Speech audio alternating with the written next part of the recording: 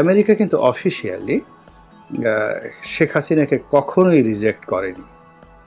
আপনাদের বুঝতে হবে যে মিস্টার পিটার দিহাস বলেন, মিস্টার ডোনাল্ড লু বলেন, জো বাইডেন বলেন, তারা শুধুমাত্র একটা সিঙ্গেল জিনিস চেয়েছিল যে চীনকে বাদ দিয়ে আমেরিকার সঙ্গে তাদের একটা সম্পর্ক হোক। এই এতটুকুই শুধু তারা চেয়েছিল, এর বাইরে কিছু চায়নি। বরং শেখ হাসিনাকে সে 2014, 18, 24 এই ক্ষমতায় রাখার জন্য আমেরিকা যে কৌশল করেছে দিল্লির যাকে বলা হয় গ্রিন সিগন্যালে বা দিল্লিকে খুশি করার জন্য, তার দ্বারা মূলত বিএনপির যারা লোকজন আছে, জামাতের যারা লোকজন আছে, তারা শুধু বারবার প্রতারিত হয়েছে। কিন্তু লাইন অফ যাকে বলা হয় ডিপ্লোম্যাসি, সেই লাইন অফ ডিপ্লোম্যাসিতে আমেরিকা কখনোই বিএনপি বা জামাতে গ্রিন সিগন্যাল দেয়। তখন আমাকে সরে যেতে হলো গণভবন থেকে, যার ফলে আমার বঙ্গভবনের যে মহামান্য রাষ্ট্রপতির কাছে আমার পদত্যাগপত্র জমা আমি দেইনি। জি আপা।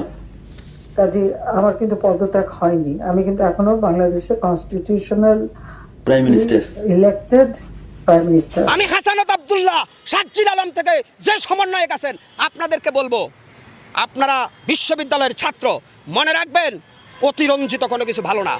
আপনাদেরকে মনে করিয়ে দিতে চাই, আপনাদের চাইতে অনেক ট্যালেন্টার রাজনীতিবিদ বিভিন্ন দলে আছে। অতএব আপনারা নিজেকে অনেক বড় হিসাবে উপস্থাপিত করবেন না। মনে রাখবেন, আপনারা ছাত্র আন্দোলন করেছেন, জনগণের বাবা পাইছেন, কিন্তু আপনারা অতিরঞ্জিত কথা বলবেন না। বেশি অতিরঞ্জিত কথা বললে আপনারাও সময়ের সাথে সাথে বিতর্কিত হয়ে যাবেন। রাস্তায় আগুন লাগাচ্ছে, আমরা তাদের কাউকে ছাড় দিব না।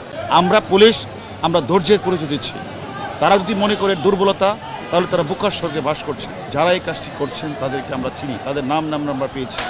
আমরা মনে করি তারা দুর্বৃত্ত, তারা জামাত শিবির চক্র, বিএনপির কিছু রাজনীতি, অপরাজনীতি তারা করে, তারা এই বিভিন্ন জায়গাগুলিতে আগুন লাগাচ্ছে।